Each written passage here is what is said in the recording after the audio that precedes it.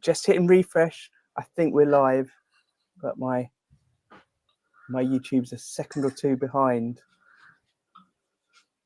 Yeah, there we go. Perfect. Great. So welcome everyone. It's just Owen and myself today. There might be some other people dropping in. As you might know, with the plan for these new sort of timed 45-minute maximum, maybe a bit less than that sometimes, live streams, we're just trying to see who's around at the time to drop in and have a chat. Although we are planning from next month to try and get a few topics together, but at the moment it's just testing out the technology. If you're one of the people that's got in contact and said you want to come on, and I've sent you a link to the Discord to access all the live streaming info, and it's not working for you, let me know. Because there's been a few people that seem keen, but then I haven't heard anything from them since. Oh, Alan's here again. Hey, Alan. Hey, Alan. Welcome to the chat. Do you know, one thing I've noticed with the live stream now being at this time is different people live in the chat. Yeah, it's really good. Like there's people here I've never met before, and like I hadn't engaged with Alan in like ever, and all of a sudden now I've noticed the name in the Guitar Builders Collective Facebook group, and of course on Instagram and everything else. So that's great. And there's Barry and myself were on a live stream earlier with Unquender Guitars. So it's clear that neither of us have any lives. We just spend all day watching people building guitars. Hey, what time does Daniel from Unquender do his stream, or is it random? It's 5 o'clock Irish time, which is the same as English time. Yeah, he's going to be, I think he's done now for a while because he just finished the guitar this evening, which was really nice. Beautiful guitar. And his next video is going to be, I think he's going to get somebody to record a demo of it because he wants to get somebody else to play it. And then he's going to do a super cut of taking all of the half-an-hour live streams and just condensing them down into one video. So that should be cool. I've just seen Eddie's there, but it has to go. Don't worry, Eddie. This seems to be a bad time for you. But Eddie said he's interested to join us. He's been on a past one where we did the longer live streams as well. So hopefully we'll get him in on a date that he can do. So we'll plan that ahead, maybe. Yeah, and actually talking about the past live streams, I've been uploading them to the new channel. There's basically 3 going up a week, or two going up a week and 1 live stream at the moment, I think. And Nick from Petrek Guitars is the last one that went up, and it was one that Scott and myself did. I can't remember when it was, a year ago. We didn't really know Nick at all. I hadn't really spoken to him apart from via Instagram, because I started following him because his reels were excellent reels for educational sort of repair and setup advice for guitar building.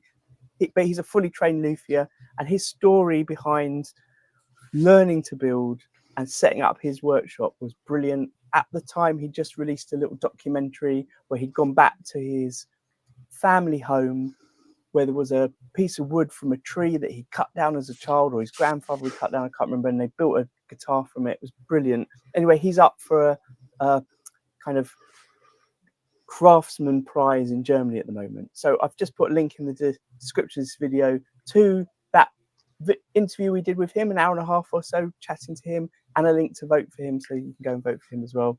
Probably share that on Instagram too. That's really cool. Definitely one of the ones that's, I mean, they're all worth watching again, but he was someone that's sort of outside of the normal circle of people we chat to, and was just a great sort of surprise addition. So enthusiastic and so knowledgeable, and also very, very entertaining. So. It's funny you should mention the thing about, you know, the wood they found at the family place, because I mentioned it on the last stream, right? I'm going to grab it. 1 second, I'm going to step over a dog. But my brother makes violins, right? And he made me this one a while back, which is just a beautiful, beautiful violin. It's got a spruce top and a flamed maple back and flame maple roots and the whole lot. And it plays excellently. So he makes violins and I make guitars. And when we were kids, our family, our extended family, had a pretty big farm in County Wicklow. Now, not everybody's familiar with Irish geography, but I'm in Cork, down the very south. So if you imagine Ireland as a circle, Dublin, if it was a clock face, is 3 o'clock, and Wicklow's 4 o'clock right underneath. But Wicklow's all mountains and stuff like that. And we had this really isolated farm up in the mountains, and the neighbours were miles away. The farm got sold when I was a teenager because there was nobody to take it over in the direct family. But I didn't realise my brother had gone up and rescued some part of a tree that fell there. So he's got this huge piece of a limb up in his house that we need to just mill. It needs to be cut into blanks and things like that to make something from it. But he only told me about it recently. And I'm after finding a local guy here who does a bit of woodworking and is keen to start making instruments. And he's got a mill. So we're going to try and get it down and get him to rip the wood into blanks for us. And I don't know what condition the wood is in. There was some concern that there was maybe some woodworm in it. But what I've discovered about woodworm guitars is you can charge a lot of money for them. Have you ever come across a builder in Italy called Bacci Guitars? Yes. Yeah, so Bruno's a lovely guy, right? I met Bruno. Wind it back. Mark Bass Amps here behind me, as we spoke about before. I've got an endorsement with those guys. Ricardo, who is the A&R manager for Mark Bass, is a really good friend of mine. He invited me over for his 60th birthday about 2 years ago. Went to the 60th birthday, small intimate affair. And I was getting introduced to everybody, and it was like, who are you? I'm like, I'm one from Ireland. I work in IT. Everybody else went around the table, and I got to this small, little, whimsical-looking guy at the other end of the table. And he goes, I'm Bruno, and I'm a luthier. And I was like, you're what? Oh, I'm a luthier. I make instruments. I was like, I know what you do, but we need to have a talk because I'm really curious about what you do. So I built up a friendship with him. And the last time I was in Italy, I was on my motorbike touring around, and he asked me to call into his workshop on the way home. So he lives in this house in Tuscany. And I believe the house was owned by Puccini, who wrote operas there at some point. But it also had the author of Pinocchio living in the house at one point too. So there's a load of history in the house, and he makes his guitars there. But he makes Michael League's signature guitar, the bass guitar called the Amrita. And the Amrita is made from wood that is more holes than wood. They're absolutely riddled with woodworm. And he found this process where they effectively take billets of the wood that have been milled to size, and they put them into what he described as like an industrial microwave. And it basically vaporizes anything biological inside the wood. So any activity that's going on in there is just killed stone dead. But the wood is incredibly resonant because of all these little chambers and tunnels running through it. So he made one for Michael Lee. Michael loved it. He brought it to a gig and said, why don't you try that for the sound check? I think Michael's feedback was, I hate taking guitars. I have too many guitars. I don't want any more guitars. And he put it on and played it for the sound check. And the rest of the guys in Snarky Puppy just looked at him and went, that's the best you've ever sounded playing bass. That instrument is incredible. So he said to Bruno, do you mind if I keep this and we do the Snarky Puppy gig with it? And he did. And then that led to a signature series of these woodworm guitars. And when I was at Bruno, I'd never made an instrument up to that point in time. But Bruno's question to me was, look, what are you afraid of making instruments? And I said, honestly, I think I'm probably okay for the body, but the neck is a bit intimidating. So he got me to carve a neck there and then. And what I didn't know until I had finished carving the neck is that neck was going to go into the next bass that he was actually giving to Michael League and Snarky Puppy. So that kind of blew my mind a little bit. But those woodworm basses, they sell for about €8,000, which is incredible. That's amazing. Hold on. I pulled my camera out the computer. Hopefully it'll come back. No, hold on. That's just me. You might just have to put up with my Welcome to the Guitar Builders Collective, everybody. Yeah. No, I might have to do. I've got a different camera. Does this one work? That one will work. Oh, that'll work. Backup cameras. I've got backup everything just in case. But yeah, €8,000 for what is effectively a very simple 4-string bass. Very simple hardware on it. Very simple electronics. But the resonance of it, I got to play one and it was very surprising. It almost felt like an active bass, even though it was passive.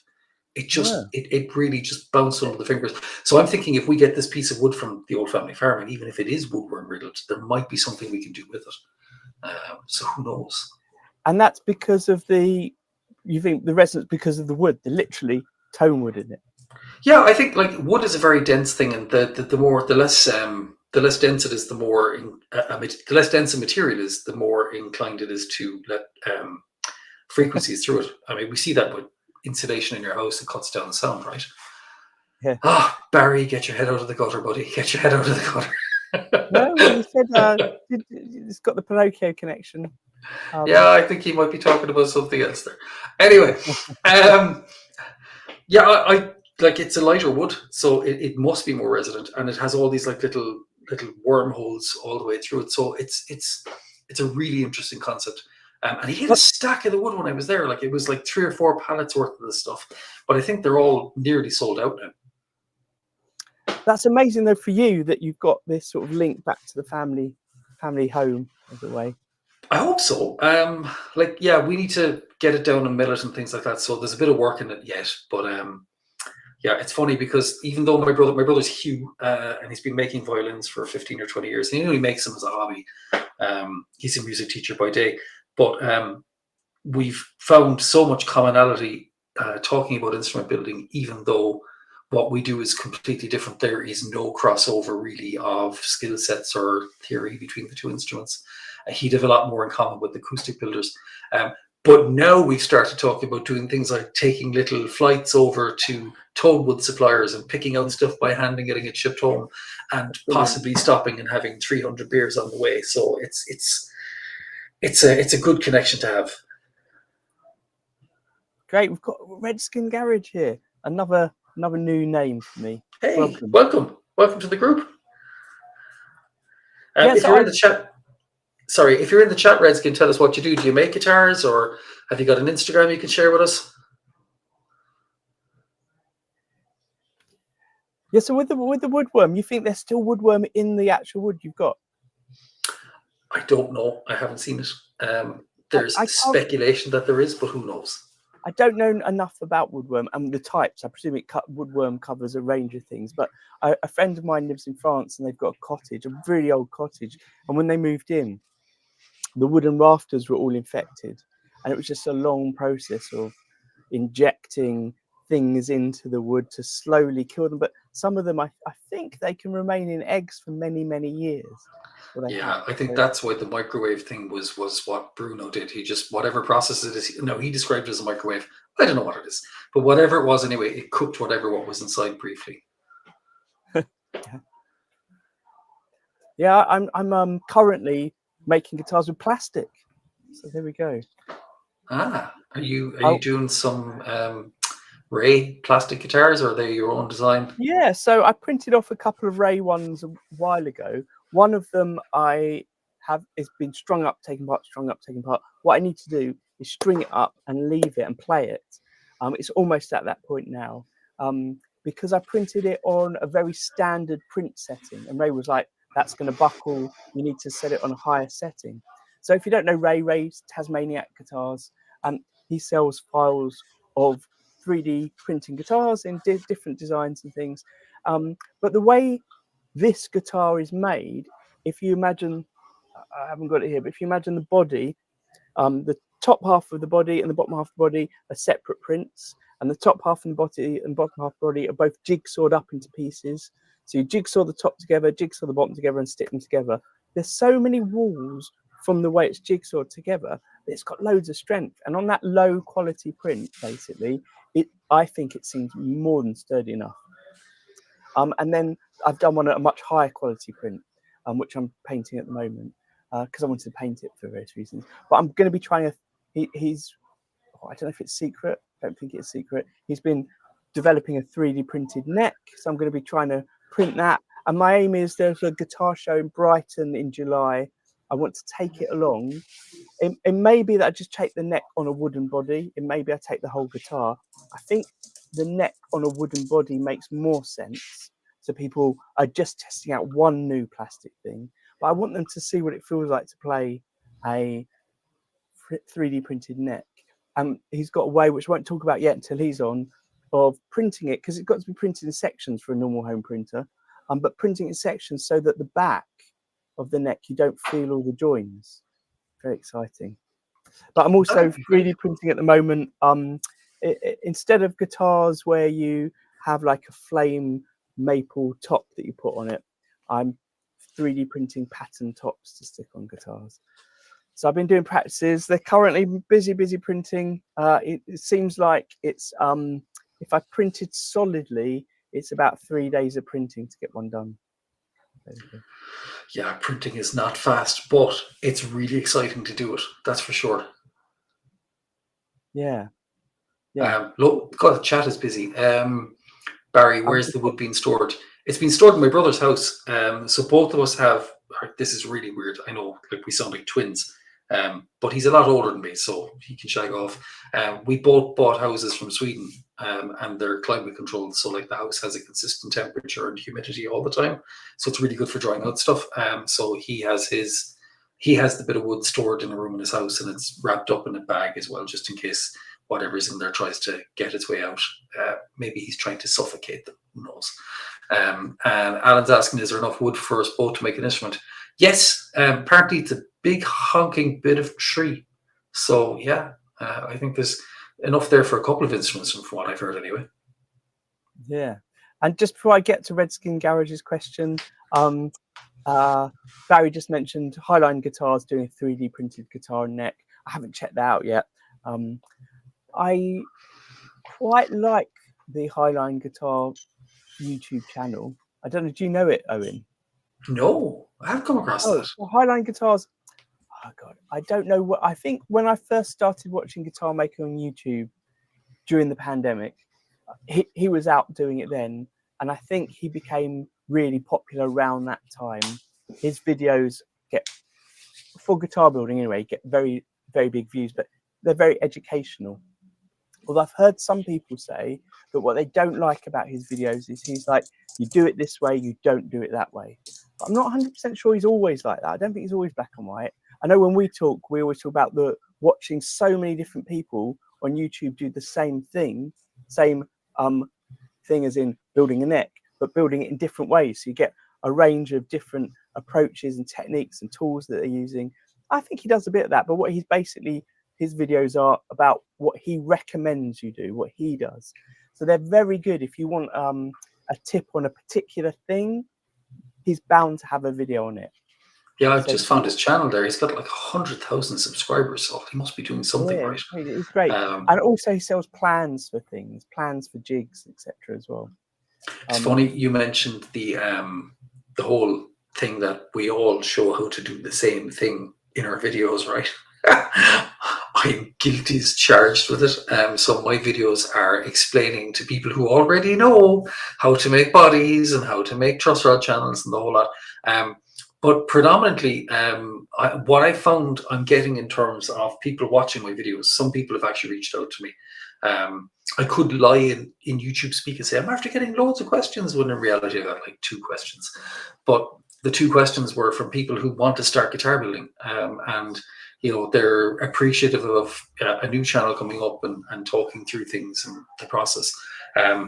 But I won't be able to do that for every video, because once you've explained it, and you have to kind of move on. But I think everybody's YouTube channels have kind of started out with borderline tutorials or borderline explanations of what they're doing. And then people just get into the zone and the video duration is shortened down and they're banging out guitars in like, 2 episodes. It's pretty good going. So yeah, I'm kind of curious. I'm going to have a look at that guy Highline Guitars channel, because as you said, there might be something cool there. Yeah, I highly recommend it. And also, because he's been doing it so long, sometimes he's got more than one video on the same thing, and you see how his approach has changed over time. Neil from NSJ Guitars just said something very sensible, that in his videos, he doesn't tell people how to do things, just how he's doing it. I think it's very forward. But also he's very good at what he does. Yeah. Like Neil's guitars are just fantastic. And I think there's Neil will tell you anytime he's a video, I'm probably one of the first people to watch it and comment. But they're extremely entertaining, and like the speed at which he puts out guitars and still maintains the quality is really good. Yeah, that's what really hooks me into his videos. Also, the fact that the guy looks like the most aloof, laid back mofo on the planet. He's like, oh, welcome to Scotland, and I'm laid back and I couldn't give a shit about anything. But here's this beautiful guitar I made in like 3 episodes. And I'm looking going, I think I've said before that I was watching one of Neil's videos, and that's when I sort of realised that the wooden finished guitars that I was used to seeing in shops, guitar shops, that I think on the whole are very average, were just what you get from a factory. And when you see someone who's a unique builder picking the wood and picking exactly how it fits against the template, you get such better quality, and his really look like that. We've got a question for Redskin Garage, which sort of matches up with what you were just saying about questions from new builders. He said, would you recommend that I completely disassemble an old Strat I have for deep cleaning and completely rebuild it with the same original parts, not rust off, adjust the bridge, etc., etc.? I guess it depends what you want to do, but if you've never done that before, 100% recommend doing that. It definitely, for me anyway, when I started doing that, it just gave me a bit more of an insight into how everything fits together.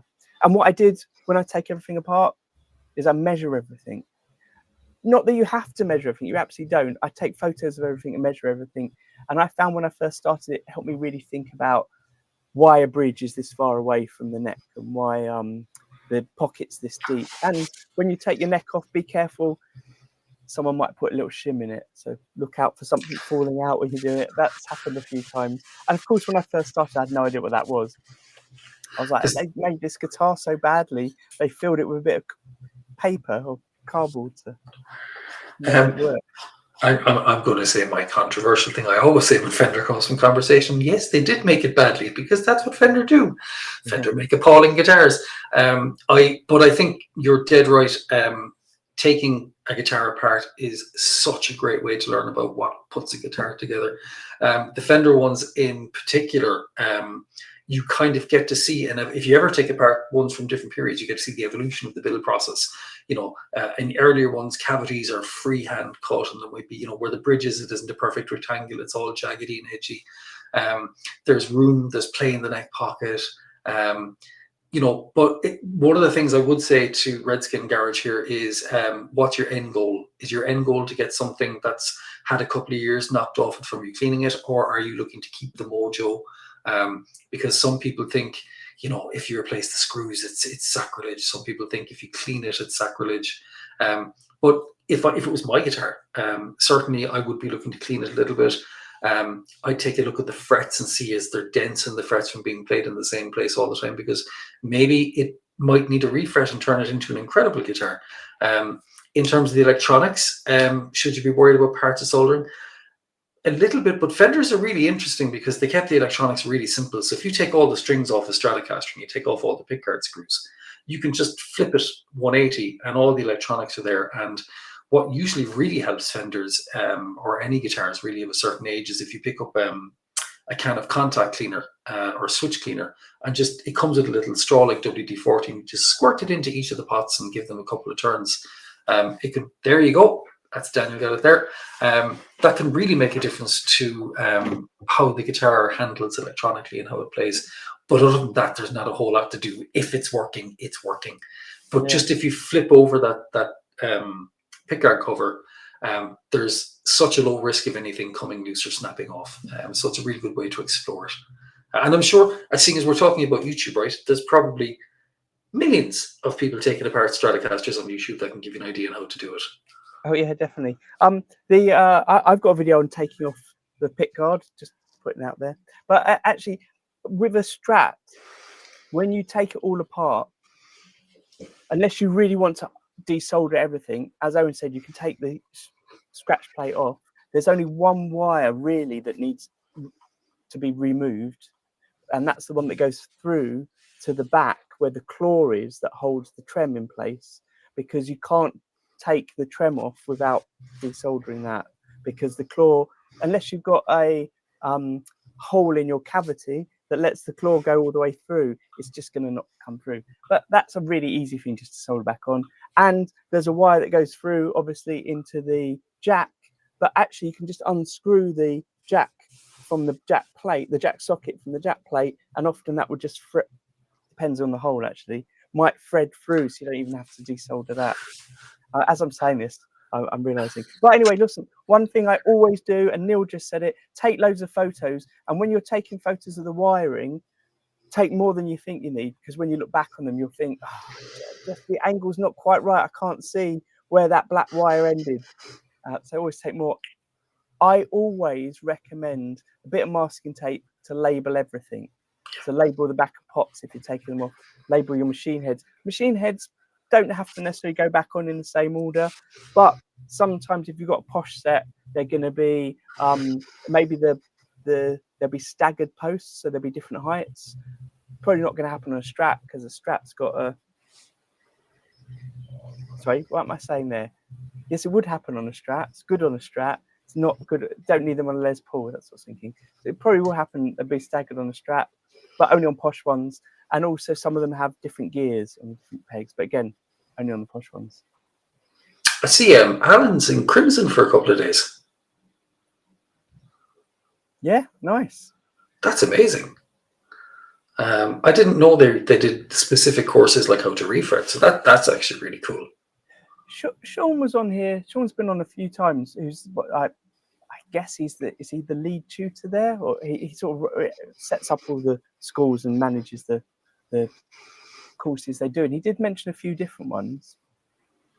Yeah, Sean's just relaunched his YouTube channel again. So he's changed his name from Owen Luthier to Owen Workshop, and built his own shed, and he's starting to kit it out now a little bit as well. So it's really good to see him back online sharing content again, because he's a great way of presenting. And he's from Ireland, so I have to give him some kudos there as well, right?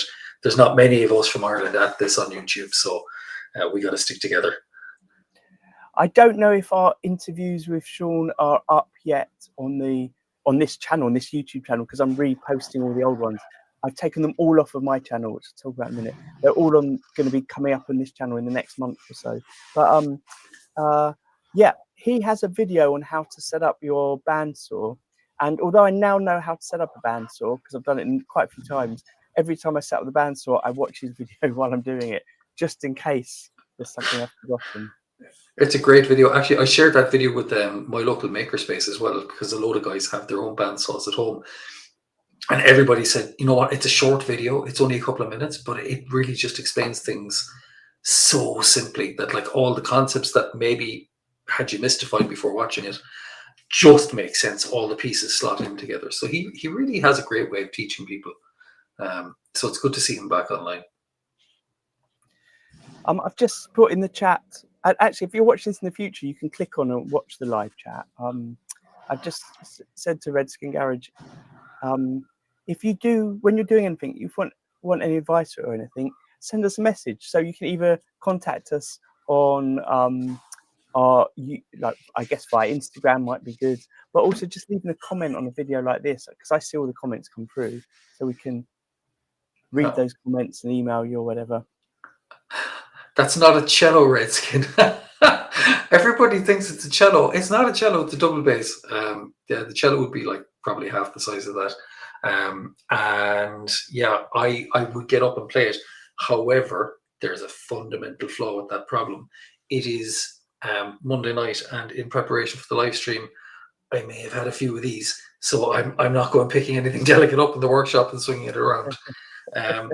But if you were to ask for a beer recommendation, this stuff is Edelstoff, the oldest brewery in Europe, 1328. Good time. Hold up again. The oldest brewery in Europe. Where is it? Somewhere Germany, but yeah, 1328. Munich. Yeah. Cool. Pretty good tack. Anyway, enough of me being an alcoholic. I've got a cup of decaf tea because I'm going straight to bed after this.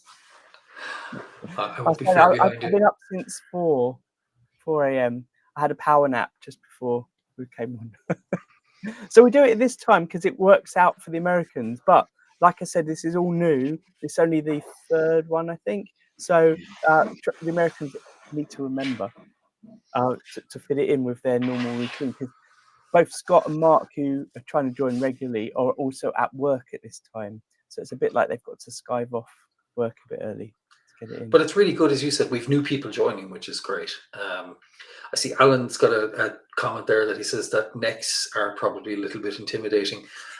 You know what? I thought necks were intimidating too. Now, I've only built one guitar, but I really, really had an existential crisis about the neck, because you're trying to figure out, how do people carve it the whole way down, figure it out? How do they get the angles? How do they do the headstock transition, the heel transition? And actually, turns out it's pretty okay. There's a lot of guys online talk about carving a neck with the facet method. So facet just means face, like the face of a diamond, where it's all like different angles cut. And the tutorial I followed was from Gio in Tornelli Guitars. He's been on the channel before with Todd as well. And literally, you just get it to a point where it's like the face of a diamond, where you've cut like 6 or 7 facets all the way around, so it looks like a kind of a low polygon semicircle. And when you get it to that point, you just have these tiny ridges, and you sand them off with sandpaper over it, like you're toweling yourself off after a shower. And yeah, it's really easy. It scared the crap out of me. And then I made my first one. I was like, that was really enjoyable. I want to do another one. Do you know what I remember about the first neck I made is I had a profile that I cut out of I bought a book on how to make guitars. I cannot remember who it was for, who wrote it, and it had some blueprints of that. So I cut out the profile, put it on some MDF or something, plywood, made a template for it, and it just seemed too thin. I was thinking, neck shouldn't be this. I've definitely made a mistake. So I've cut it out wrong. I added a couple of millimeters. So then I made the neck, put the fretboard on, radiused it all, etc., etc. So when I did it, I shaped the neck before putting the fretboard on. Don't know why I did that. That's how I did it. I think probably the best way, I think what the most sensible way is to put the fretboard on, do the fretboard, radius the fretboard, and then radius the neck. Personally, but I don't know. That's what I'm doing with mine at the moment. Yeah, I've literally got the square neck blank now to shape. Plug. My next video is coming out Sunday morning. So if anybody on the channel would like to subscribe and all that type of good stuff, I'd appreciate it. But let me grab it actually, because it's just behind me. Yeah, so this neck, while I was grabbing that, this neck that I cut, it was it felt too thin, so I added a bit to it, and then I ended up with a neck that was really thick, like a big baseball neck. It was brilliant. I loved it. I never have necks like that normally. It was quite a good accident, really. Are we going to see your neck? Ta-da! Now, the funny thing about doing this live stream is that when I'm watching it with you, my quality seems fine. But when I've watched the playbacks, I seem quite pixelated. I don't know why. So I hope this comes out. But yeah, it's basically, it's one big rectangular piece of wood. Now, it is cut to shape and it's routed to shape, but it is still a big honking thick bit of wood. So my plan is that next up, well, obviously the truss rod has to go back into it, and I want to do a bit of shaping on the headstock first, but I'm going to keep the neck body square. And just like you said, I'm going to put my fingerboard on, which is there.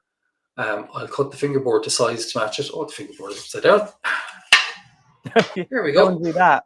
That won't work. That'll be interesting. So did I mention I had a few beers? So this is going to go on this way. And then I will, I'll radius the fingerboard first, because I have a flat reference here, and I can just put this down into my radiusing sanding block. And then when that's done, I'll flip it over. I'll put some soft material underneath it, clamp it down at the heel, clamp it down at the headstock, bring it down to thickness just down here, leaving the heel and leaving the volute and stuff like that. And then just literally do that facet method. So at the back here, just cut like individual faces to make that kind of low poly semicircle here, and then just just sand it out. So it's very methodical. It's intimidating, right? But it's only intimidating if you haven't done it before. And like everything else that's really complex, it's complex because there's a lot of things that have to be done one after another. But if you break it up into like individual tasks and just focus on one at a time, you don't get intimidated by it anymore, and you just do it. So yeah, I'm planning probably at least 2 videos on the neck, maybe 3. And I'll probably go into it a little bit of detail with some illustrations on what the facet method looks like as well, so that if anybody hasn't done it, they'll be able to do it. Nice. But at the rate I'm banging out videos, I'm no Neil from Scotland. It takes me a month to get a video together. So even though I have my video coming out this Sunday, the next video, which will include the neck carving, will probably be another month again, because life gets in the way. But I really do want to do that kind of explanation, because for me it was intimidating, and if I can take some of that away for somebody who's starting it out the first time, then great. Hopefully it'll work for them too. Hey, look, we've got another comment from someone that I think is new to me, Jason B. Hello. Hey, Jason. Hi, Jason. I'm a non-woodworker and have never built a guitar, but I feel like the neck was the easiest to build and the most fun. We all say necks are hard, but maybe they're not. I think that for some people, using a router to do a body might be even more intimidating. Everything's different to everyone. Jason, do you mind letting us know in the chat, how did you come across the channel? Basically, what I need to know is how people come across it, because it's a new channel. I had the live streams regularly on my YouTube channel, and I moved them over here because it was affecting my channel, which I'll talk about in one moment. But this channel is new, and it doesn't have many subscribers, and it's not getting many views for the videos. So I was surprised when Redskin Garage just said that ours was appearing in his feed, even though he wasn't subbed. So that was interesting. Jason is saying the same. It just showed up in his feed. That's good. Well, that's great to know. That is great to know.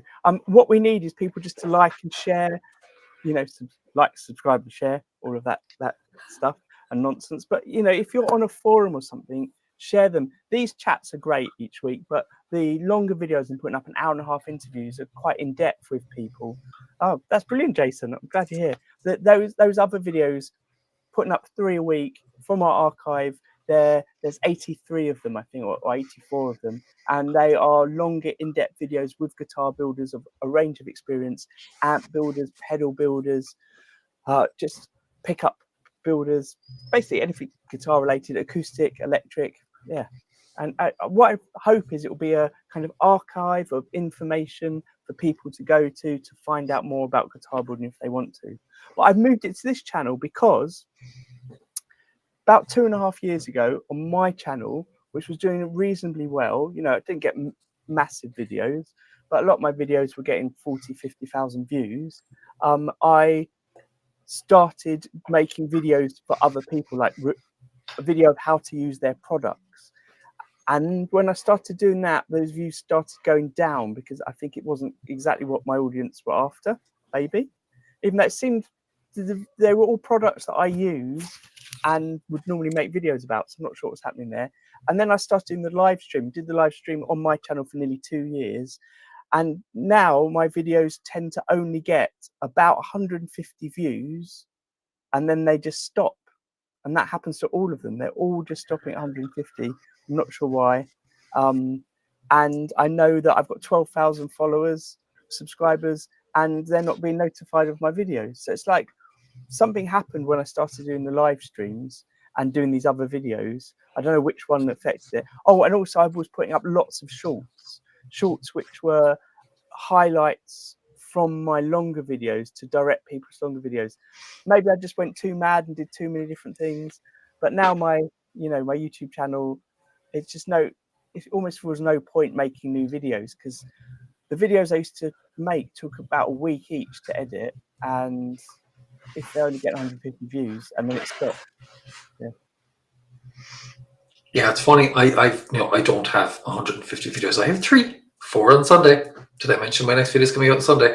But out of the 3 videos I did, 2 of them are guitar building, and they've got a really good response. So one of them is like nearly 2,500 views now. The other one is 1,500, which is nice. Like, I don't have a lot of subscribers, so I'm really happy with that. But I made a video reviewing the gecko blocks that Todd and Gio make, and it's a very short video, right?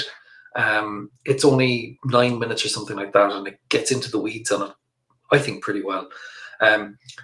Hard to get traction on it. So it's like down at 500 views, and when I look at the analytics, the guitar building stuff seems to have a lot of happy people. There's very little dislikes. But on the tool review, it's still 90% positive, but there's, you know, a good chunk more dislikes on that than there is on the likes. So I think there might be something in picking a lane and sticking with it in terms of content delivery and content creation. And then maybe the odd little sprinkle of extra stuff here and there. I don't know. What I have found is if you're on Reddit, there's a subreddit called New Tubers, NEWYUTBRS. I can't spell New Tubers anyway. It's basically like YouTubers, but New Tubers, and it kind of tries to give people an insight into the algorithm, how to tune your videos that they get suggested to more people. Things like whatever your video title is on YouTube, make sure your file name is set to the same. Putting I think hashtags in your description. It's all rubbish. It's all rubbish. So I've spent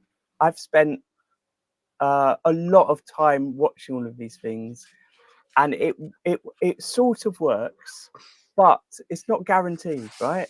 I'm in a member of a WhatsApp group exactly the same as that, and I've been doing experiments to my old videos and changing things on them over the last 3 or 4 months, and some things I change on the set. I had a set of 26 videos that I've been changing the same thing on each month.